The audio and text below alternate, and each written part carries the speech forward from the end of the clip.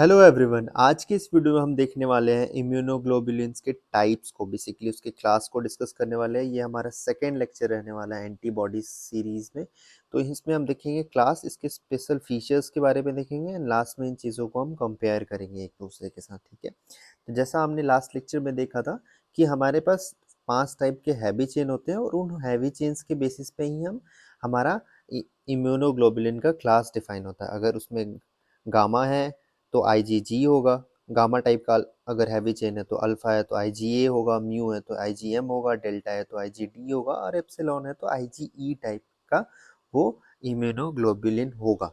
ठीक है, based on heavy chain हम डिसाइड करते हैं। अब इसको फर्दर हम क्या करते हैं कि इसका जो ये जो G है और हमारा जो A है, ये हमारा फर्दर सब क्लासेस में भी डिवाइडेड होता है। सब क्लासेस क्लासेस कैसे बनते हैं, ये हमारा कुछ अमाइनो एसिड का वेरिएशन आ जाता है इसके कांस्टेंट रीजन में। मतलब हमारे जो हैवी चेन का कांस्टेंट रीजन होता है उसमें अगर कुछ अमाइनो एसिड का वेरिएशन आ जाता है देन ये क्लास से सब क्लास बन जाता है। जैसे IgG का 4 सब क्लास होता है, IgG1, IgG2, IgG3 and IgG4। ठीक है, वैसे ही IgA का भी 2 सब क्लास है, IgA1 एंड IgA2। तो ये हमारा क्लास था और ये हमारा सब क्लास था। अब हम एक एक करके इन सारे क्लासेस को देखने वाले हैं कि क्या इनका क्या क्या फीचर होता है बेसिकली, एंड लास्ट में हम इनको कंपेयर करेंगे। ठीक है, सबसे पहला जो हमारे यहाँ पे आने वाला है वो है हमारा IgG। ये लॉन्ग टर्म प्रोटेक्टर होता है क्योंकि ये तो सबसे पहले सबसे ज़्यादा एबंडेंस होता है इसका, एंड ये सब बहुत ज़्यादा फीचर मतलब तरीके से हमें प्रोटेक्शन प्रोवाइड करता है। कैसे, इसका सबसे पहले अबंडेंस सबसे ज़्यादा है, मतलब ये 70 to 80% हमारा सीरम कंसंट्रेशन यही बनाता है बेसिकली। जैसा हमने देखा था लास्ट लेक्चर में कि जो हमारा इम्यूनोग्लोबुलिन था वो 20 to 25% of serum protein form कर रहा था और उसका 20 to 25 का ये 70 to 80% IgG ही होता है बेसिकली। ठीक है, सेकेंड बात है इसका हाफ लाइफ 23 डेज का होता है जो कि हमारा लॉन्गेस्ट होता है सारे क्लासेस में। ठीक है, प्रोडक्शन क्या होता है इसका, मैक्सिमम डेली प्रोडक्शन, मतलब डेली इस IgG का प्रोडक्शन सबसे ज़्यादा इसी का होता है। ठीक है, इसके सब क्लास हमने जैसे डिवाइड किया, IgG1, IgG2, IgG3 and IgG4 based on some slight variation in amino acid and constant region of heavy chain. Right, इसका स्ट्रक्चर जो होता है वो मोनोमर स्ट्रक्चर होता है। मतलब ये जो एक ही एंटीबॉडीज अकेला रहता है, मोनोमर टाइमर कैसा होता है वो हम थोड़ा दूसरे जब क्लासेस को देखेंगे तो ज़्यादा समझ आएगा। अब याद रखो कि अब इसी मोनोमरिक स्ट्रक्चर मतलब ये जो इम्यूनोग्लोबुलिन है वो अकेला रहता है बेसिकली। ठीक है, कुछ की फीचर्स की बात करें इसके तो ऑब्वियसली जैसा हम पहले से भी जानते हैं कि प्लासेंटा ट्रांसफ़र हमारा IgG ही कर सकता है। ठीक है, ये ओनली इम्यूनोग्लोबिन है जो प्लासेंटा क्रॉस कर सकता है। ठीक है, इसमें से भी जो हमारा जो 4 सब क्लास है उसमें से भी IgG2 का सबसे पुअरेस्ट होता है, बाकी तीनों का ऑलमोस्ट ऑलमोस्ट इक्वल इक्वल होता है। नेक्स्ट फीचर की बात करें तो ये कॉम्प्लीमेंट फिक्सेशन करता है। मतलब कॉम्प्लीमेंट हम नेक्स्ट लेक्चर में देखने वाले हैं। कॉम्प्लीमेंट का क्या होता है कि कॉम्प्लीमेंट कुछ प्रोटीन्स होते हैं बेसिकली, वो क्या करते हैं किसी भी सेल्स को फॉरेन बॉडी को किल करने में हेल्प करते हैं। तो ये एंटीबॉडीज उन कॉम्प्लीमेंट प्रोटीन्स को एक्टिवेट करवाने में हेल्प करते हैं बेसिकली। ठीक है, तो ये क्या करते हैं क्लासिकल पाथवे, 3 तरह के पाथवे होते हैं वो हम देखेंगे इसमें। अब बस अभी याद रखो कि क्लासिकल पाथवे को एक्टिवेट करवाने में IgG हमारा हेल्प करता है। अगर हम पोटेंसी की बात करें मतलब कौन सा IgG सबसे ज़्यादा करवाता है तो 3-1-2 ऐसा होता है, और IG4 डजंट फिक्स कॉम्प्लीमेंट, मतलब ये नहीं हेल्प करता। ठीक है, कुछ ना कुछ एक्सेप्शन हो ही जाता है बेसिकली। ठीक है, जैसे यहाँ पे IgG2 था जो ट्रांसफ़र ही नहीं करता या फिर पुअर ट्रांसफ़र होता है प्लासेंटा से, वैसे ही कॉम्प्लीमेंट फिक्सेशन में हमारा IgG4 ये कॉम्प्लीमेंट फिक्सेशन नहीं करवाता, और जो करवाते हैं उनमें आप याद रख सकते हो 3-1-2। ठीक है, ऐसा हमारा पोटेंसी होता है, ये हमारा MCQs में आ सकता है। नेक्स्ट जो फीचर होता है ऑप्सोनाइजेशन। ऑप्सोनाइजेशन का आप सिंपल सा मतलब हमेशा के लिए ये याद रखो कि ऑप्सोनाइजेशन का मतलब होता है टैगिंग। टैगिंग फॉर, मान लो कोई एंटीजन है तो ये एंटीबॉडी जाके उससे चिपक जाएगा और उसको टैग कर देगा। तो देन जो हमारा सेल्स होते हैं लाइक मैक्रोफेजेस, हमारा न्यूट्रोफिल्स, ये इस टैग को समझेंगे एंड इसको वो समझ जाएंगे कि ये एंटीजन है और इसको किल करना है बेसिकली। ठीक है, लेकिन जो ऑप्सोनाइजेशन में होता है वो फैगोसाइटोसिस से किल करता है बेसिकली, ये जो फैगोसाइटोसिस प्रोसेस से इसको किल करेगा, ठीक है। एक और तरीका होता है जिससे ये सेम टैगिंग करता है एंटीबॉडीज, एंड उसमें नॉन फैगोसाइटोसिस की मदद से होता है, उसको कहते हैं ADCC, antibody dependent cell cytotoxicity. उसमें क्या होता है, सेम वैसे ही होता है, एंटीजन को एंटीबॉडी स्टैक कर देता है, लेकिन जो सेल्स लाइक मैक्रोफेजेस या न्यूट्रोफिल्स आएंगे तो उनको फैगोसाइटोसिस से नहीं करेंगे, उनको वो ग्रैंजाइम्स लाइक परफोरेंस, मतलब नॉन फैगोसाइटोसिस मेथड से उसको किल करते हैं, तो उसको कहते हैं एडीसीसी। और अगर फैगोसाइटोसिस से कर रहे हैं तो उसको कहते हैं ऑप्सोनाइजेशन, बेसिकली टैगिंग सिस्टम है। इसमें भी मोस्टली क्या कौन से करते हैं, IG1 और IgG3, ये सबसे ज़्यादा पोटेंट होते हैं बेसिकली। ये क्या करते हैं, FC रिसेप्टर ऑफ फैगोसाइट्स के साथ बहुत ज़्यादा एफिनिटी रखते हैं, तो सबसे पहले एंटीजन से जुड़ जाएंगे सबसे पहले एंटीबॉडीज, और इसका FC रीजन जो कांस्टेंट रीजन होता है इसका, ये फैगोसाइट्स सेल जो होते हैं उसके साथ हाई एफिनिटी रखते हैं, तो यहाँ पे आके वो फैगोसाइट सेल आके जुड़ेंगे और इस एंटीजन सेल को मार देंगे बेसिकली, ठीक है। नेक्स्ट होता है न्यूट्रलाइजेशन, जैसा हमने लास्ट लेक्चर में भी देखा था। न्यूट्रलाइजेशन का मतलब क्या होता है, एक तरह से ब्लॉकिंग होता है। जैसे कोई भी ऐसा सेल है, मान लो कोई ट्यूमर सेल है बेसिकली उसका, या फिर कैंसर सेल है, तो उसके ऊपर जो है उसका रिसेप्टर है, इसको आके एंटीबॉडीज ब्लॉक कर देता है ताकि ये दूसरे सेल से जाके बाइंड नहीं हो और उसको इन्फेक्ट नहीं करे हेल्दी सेल्स को, तो उसको क्या कहते हैं, न्यूट्रलाइजेशन, ठीक है। लास्ट हमारा जो फीचर होता है वो होता है कोआगुलेशन। बेसिकली क्या करता है, प्रोटीन ए जो स्टेफाइलोकोकस ऑरियस होता है उसके साथ जुड़ के कोआगुलेशन कर देता है। बेसिकली क्या होता है कि वो सेटल करवा देगा बैक्टीरियल एंटीजेंस को, तो उसको क्या कहते हैं, कोआगुलेशन।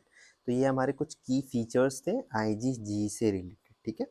नेक्स्ट हम देखते हैं IgM के बारे में।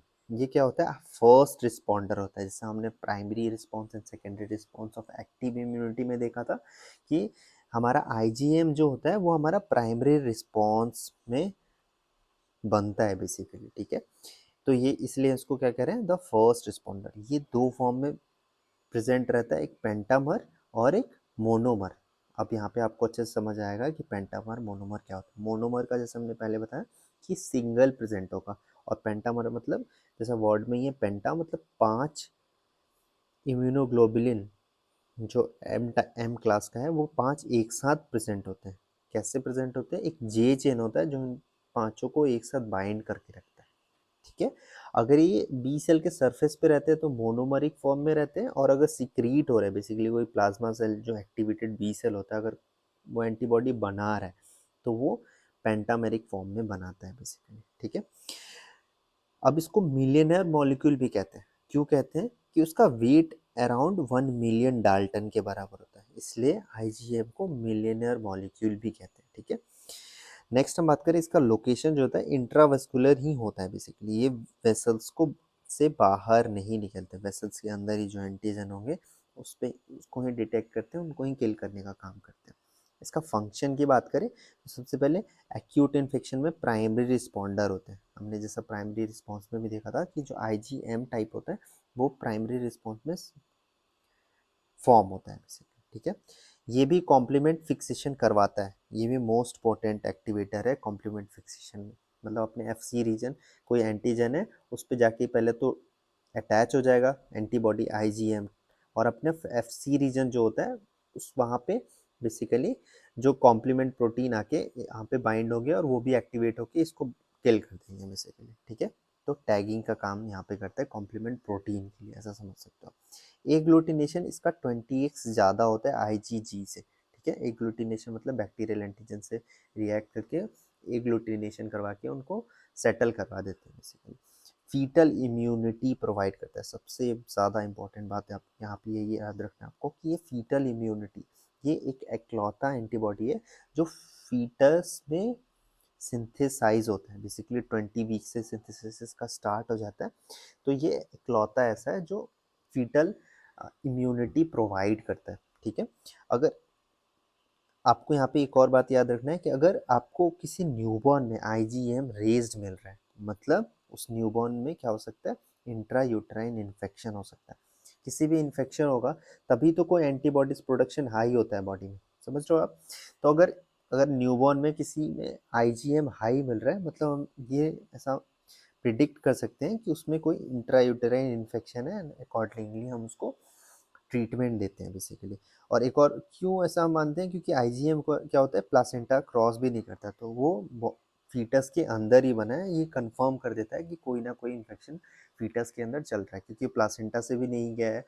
तो बेसिकली बॉडी उसका खुद बना रहा है, और खुद बॉडी कब बनाता है, किसी भी इन्फेक्शन अगर बॉडी के अंदर है, तभी वो एंटीबॉडीज का जो नंबर है वो इंक्रीज करवाता है बॉडी में। ठीक है, तो ये था हमारा आईजीएम की कहानी। ठीक है, पेंटामेरिक और मोनोमेरिक दो फॉर्म में ये प्रेजेंट होते हैं। ओके, नेक्स्ट जो हमारे पास जो क्लास है वो है आईजीए का। सेम ये दो फॉर्म में रहते हैं, एक सीरम आईजीए और एक सिक्रीटरी आईजीए। जो सीरम आईजीए होता है वो मोनोमेरिक फॉर्म में रहता है, और जो सिक्रीटरी रहता है वो हमारा डाईमेरिक फॉर्म में रहता है। सेम यहाँ पे भी जैसा हमने यहाँ पे देखा था आईजीएम के केस में, ये भी यहाँ पे जे चेन से दो मोनोमेरिक यूनिट चिपक के रहते हैं। ठीक है, तो कहाँ कहाँ पे मिलते हैं, जो सिक्रीटरी आईजीए होते हैं वो मिल्क में मिलेगा, सलाइवा में मिलता है, टीयर और म्यूकोसा में मिलता है। बेसिकली म्यूकोसल गार्जियन से आपने देख ऊपर ही लिखा हुआ है, म्यूकोसा के ऊपर में मिलता है, और म्यूकोशल गार्जियन की काम करते हैं। म्यूकोसा के पास अगर कोई इन्फेक्शन आता है देन उनको किल करने का इनका काम रहता है। ठीक है, ये बेसिकली सब क्लास आईजी ए टाइप ऐसा होता है, A1, और ये IgA2 रहता है। ठीक है, इनका फंक्शन की बात करें तो लोकल इम्यूनिटी, जैसा म्यूकोसल गार्जियन की तरह काम करते हैं, तो लोकल इम्यूनिटी प्रोवाइड करते हैं। सेकेंड है न्यूनेटल डिफेंस की तरह काम करते हैं। ब्रेस्ट मिल्क में जैसा हमने देखा था ना, सिक्रीटरी आईजी कहाँ पे प्रेजेंट होता है, मिल्क में, सलाइवा, टीयर और म्यूकोसा, तो ब्रेस्ट मिल्क में रहते हैं, रिच अमाउंट में रहते हैं, तो इन्फेंट के गट को प्रोटेक्शन प्रोवाइड करते हैं किसी भी फॉरेन बॉडी से। ठीक है, तो ये था हमारा आईजीए, जो सीरम आईजीए और सिक्रेटरी आईजीए दो फॉर्म में रहता है, मोनोमेरिक एंड डाईमेरिक फॉर्म।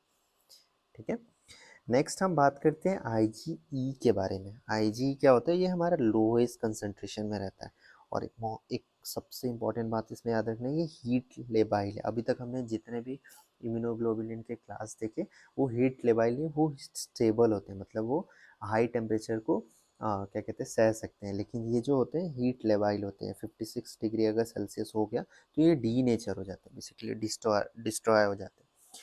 इसका नेक्स्ट प्रॉपर्टी ये होता है कि अपने मास सेल, सेम स्पीसीज के मास सेल से जाके कंबाइन हो जाते हैं ये आईजीई टाइप के, जिसको इस प्रॉपर्टी को क्या कहते हैं, होमोसाइटोट्रॉफिज्म। होमोसाइटोट्रॉफिज्म कहते हैं, मतलब किस अपने ही बॉडी के मास सेल से जाके ये चिपक जाते हैं। ठीक है, फंक्शन की बात करें तो ये टाइप 1 हाइपर सेंसिटिविटी रिएक्शन करवाते हैं। बेसिकली इसमें क्या होता है, ये अस्थमा, लाइक अस्थमा एनाफाइलेक्सिस में क्या होता है, मास्ट सेल से जाके चिपक जाते हैं एंड मास्ट सेल को बर्स्ट करवा देते हैं, जिसकी वजह से बहुत सारा हिस्टामिन एंड मीडिएटर्स रिलीज होते हैं, जो कि हमारा टाइप 1 हाइपर सेंसिटिविटी रिएक्शन करवाते हैं। हम हाइपर सेंसिटिविटी रिएक्शन को भी नेक्स्ट लेक्चर में, आगे वाले लेक्चर में देखने वाले हैं। अभी के लिए आप समझ लो क्या आईजी क्या होता है, मास्ट सेल के ऊपर बैठते हैं और उसको डी जनरेट करवाते हैं, जिसकी वजह से बहुत ज़्यादा हिस्टामिन और मीडिएटर्स हमारे बॉडी में रिलीज हो जाते हैं, जिसकी वजह से अस्थमा या एनाफाइलेक्सिस जैसी कंडीशन हमारे बॉडी के अंदर डेवलप हो जाती है। ठीक है, सेकंड फंक्शन की बात करें तो ये पैरासाइट से डिफेंस प्रोवाइड करते हैं। कैसे प्रोवाइड करते हैं, ईडीसी से, जैसे हमने पहले बात किया था, एंटीबॉडी डिपेंडेंट सेल साइटोटॉक्सिसिटी, मतलब जो भी पैरासाइट अगर आया हमारे बॉडी के अंदर तो ये जाके उसको टैग कर देंगे, एंड टैग करने के बाद हमारा जो मैक्रोफेजेस या फिर न्यूट्रोफिल्स आएंगे और इस टैग को समझ के उनको पता चल जाएगा कि इन सेल को किल करना है, और नॉन फैगोसाइटिक मेथड से लाइक ग्रैंजाइम्स या परफोरिन जो हमारे उनके पास इंजाइम्स रहते हैं, उसकी मदद से इस पैरासाइट को किल कर देंगे बेसिकली। ठीक है, तो ये था हमारा आईजीई की कहानी। लास्ट हम बात करते हैं आईजीडी। आईजीडी क्या होता है, इसमें हाईएस्ट कार्बोहाइड्रेट कंटेंट प्रेजेंट होता है। ठीक है, ये इकलौता है जिसमें कार्बोहाइड्रेट सबसे ज़्यादा होता है। जैसे हमने इम्यूनोग्लोबुलिन क्या होता है हमने पढ़ा था, ये ग्लाइकोप्रोटीन होता है ना, तो ग्लाइकोप्रोटीन में भी आईजीडी में सबसे ज़्यादा कार्बोहाइड्रेट मिलता है सारे क्लासेस में, अगर हम कंपेयर करें तो।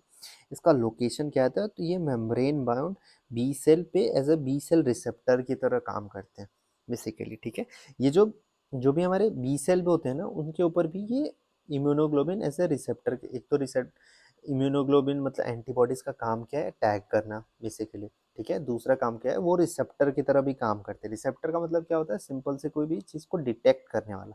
तो एंटीजन को डिटेक्ट, बी सेल्स को डिटेक्ट करवाने में ये बी सेल रिसेप्टर हेल्प करते हैं। और ये बी सेल रिसेप्टर कौन से टाइप के क्लास के होते हैं, IgD टाइप के होते हैं मोस्टली, ठीक है। हमने ऊपर एक और पढ़ा था IgM में भी हमने पढ़ा था कि ये मोनोमेरिक फॉर्म भी ये बी सेल सरफेस पे प्रेजेंट रहता है, ठीक है। तो IgM और IgD ये दोनों टाइप के हमारे बी सेल रिसेप्टर की तरह काम करते हैं, ठीक है। फंक्शन की बात करें तो जैसे हमने पढ़ा कि ये बी सेल रिसेप्टर की तरह काम करता है विथ IgM, ठीक है।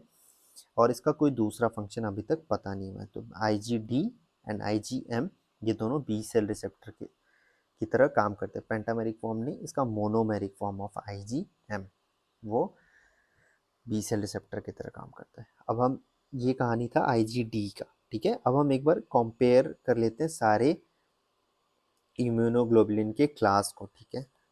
इसको इम्यूनोग्लोबुलिन को क्लास को हम कैसे याद रख सकते हैं सारे को, सबसे पहले तो गम दे, GAMDE, गम दे से आप याद रख सकते हो सारे क्लास को। सबसे पहले हम इसके वैलेंसी को कंपेयर करें तो, ठीक है। वैलेंसी कंपेयर करो तो मतलब वैलेंसी हमने लास्ट लेक्चर में देखा, बात किया था। वैलेंसी का सिंपल सा मतलब क्या होता है, कितने इपीटोप्स को ए एंटीबॉडी या उसका ग्रुप जो भी है वो कंबाइन कर सकता है। तो नॉर्मली क्या होता है, दो आर्म्स होते हैं, है ना, लाइट चेन और हैवी चेन के। यहाँ जो दो दो आर्म्स होते हैं, यहाँ पे दो एपीटोप होते हैं। तो अगर एक एंटीबॉडी सिंगल है तो उसके पास दो वैलेंसी होता है, मतलब दो एंटीजन के इपीटोप्स को, एपिटोप्स क्या होता है, एंटीजन के ऊपर प्रेजेंट होता है जिससे वो एंटीबॉडी से कनेक्ट होता है। तो एक एंटीबॉडी के पास दो जगह होता है, बेसिकली दो इपीटोप्स को कनेक्ट करा सकता है, तो उसी को वैलेंसी कहते हैं। और एंटीबॉडी के ऊपर क्या प्रेजेंट होता है, पैराटोप। तो आप ऐसा भी समझ सकते हो कि जितने पैराटोप हो गए उसका उसका वैलेंसी कह सकते हैं, ठीक है।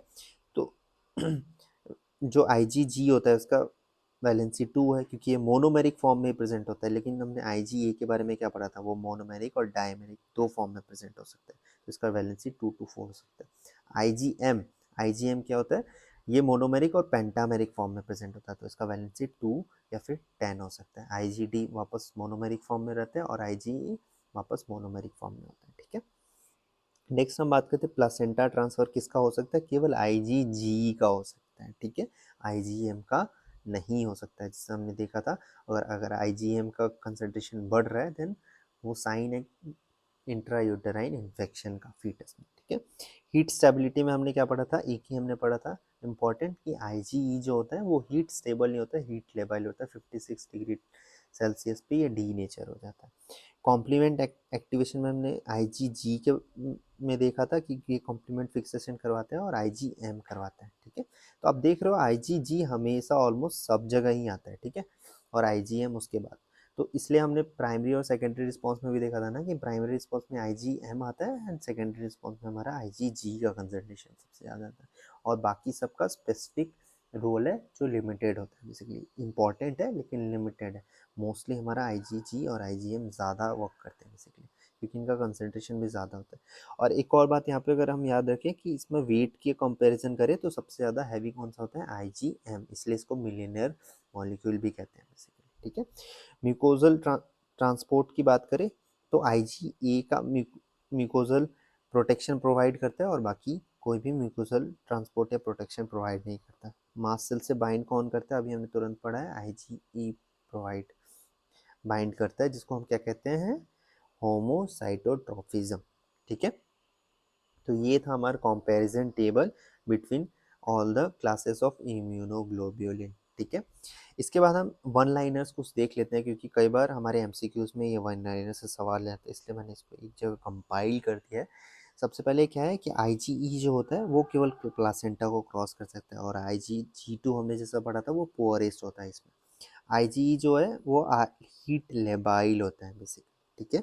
हीट का HE होता है, तो आप ऐसे आ सकते हो कि हीट लेबाइल कौन होगा, IgE, ठीक है।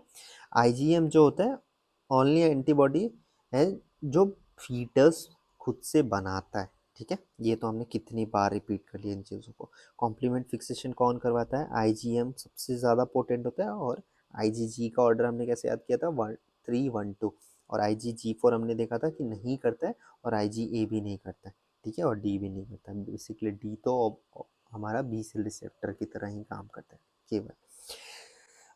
अब जे चेन की बात करें तो जे चेन हमारा किस में होगा, जो मोनोमेरिक फॉर्म में नहीं होगा। तो कौन कौन सा मोनोमेरिक फॉर्म में नहीं होता, आईजीएम नहीं होता और आईजीए नहीं होता। आईजीएम क्या होता है, पेंटामेरिक फॉर्म में होता है, और आईजीए क्या होता है, डाईमेरिक फॉर्म में रहता है, जो उसका सिक्रेटरी वर्जन होता है। सिक्रेटरी कॉम्पोनेंट किसके पास होता है, आईजीए के पास होता है। बेसिकली हम और अच्छे से बात करें, जो इसका सिक्रेटरी आईजीए का IgA2, ये हमारा सिक्रेटरी फॉर्म में रहता है सब क्लासेस का। हाईएस्ट मॉलिक्यूलर वेट किसका है, आईजीएम का आता है, इसलिए इसको मिलियनर मॉलिक्यूल भी कहते हैं। हाईएस्ट कार्बोहाइड्रेट कंटेंट किसमें है, आईजीडी का है। आईजीडी में तो दो ही बातें रहती हैं, तो हाईएस्ट कार्बोहाइड्रेट कंटेंट होता है और ये बी सेल रिसेप्टर की तरह काम करता है। ठीक है, तो ये थे हमारे कुछ वन लाइनर्स। तो ये हमारा एंटीबॉडीज का सेकेंड लेक्चर था, जिसमें हमने एंटीबॉडीज के टाइप्स देखे और उनको कंपेयर किया। इसके नेक्स्ट लेक्चर में हम आगे की एंटीबॉडी की कहानी देखने वाले हैं। तो that's all for this video, see you guys in the next video of antibody part 3।